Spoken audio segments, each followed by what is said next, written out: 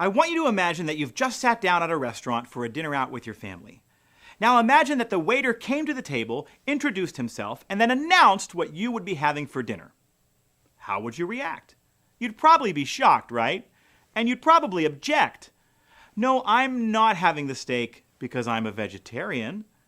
Now imagine that when you started to speak up, the waiter cut you off and said, listen, I know that you don't know me very well, but I know what I'm doing, and this is the way it's going to be.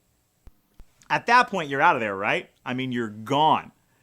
Believe it or not, leaders stepping into new roles do exactly this over and over again when they implement change too quickly and without the support of the people working there. Grab your doggy bag and follow me as we fix the biggest mistake leaders make with a new team or in a new role. Check, please.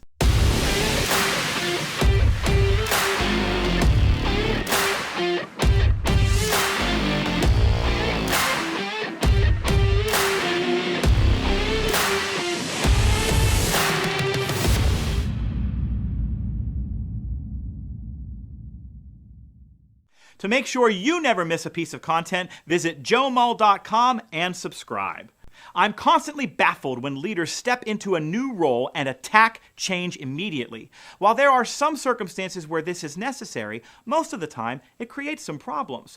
Think back to the last time you had a new leader overseeing your department or your work. I'm willing to bet that your opinion of them was most influenced by when, where, and how they implemented change after they arrived.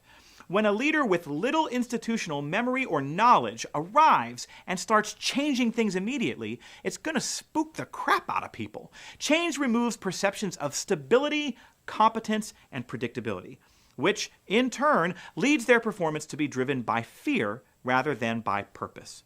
And when fear drives performance, all sorts of icky stuff creeps in. Self-preservation, blaming, scorekeeping, unhealthy conflict, disengagement, and more. So what should you do if you are a leader in a new role who arrives and sees that there is a change needed immediately? You do what that restaurant waiter should have done after approaching your family at their table. Hi, my name is Joe. I'll be taking care of you tonight. Can I interest you in something to drink? In other words, the leader needs to take just a little bit of time to introduce him or herself to the team, to be clear about their intentions, and to ask about people's needs. Now let me be clear, implementing change quickly isn't a sin. It's doing so without gathering perspective or nurturing buy-in and support. That does harm. What should you do instead? Ask, listen, learn. Do these things first. Then, when the time comes to start changing things, pull your team together and share your priorities and concerns. Tell them, here's the direction I'm heading, but I believe mandating change from the top down is usually bad strategy. I want us to do this together. I need you to help me understand what I don't know. Even if you ultimately implement change that they don't agree with as a leader, this approach makes it more likely that they'll commit anyway because they understand your intentions and because you invited them to inform the process. So there you have it. Hey, if you thought this video was the bee's knees, and it kind of was, do two things for me, pretty please. First, leave a comment in the box below, and second, please share this with your audience, with your network, on whatever platform you found it.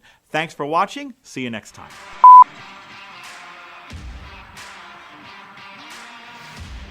You know you want to do it. There it is.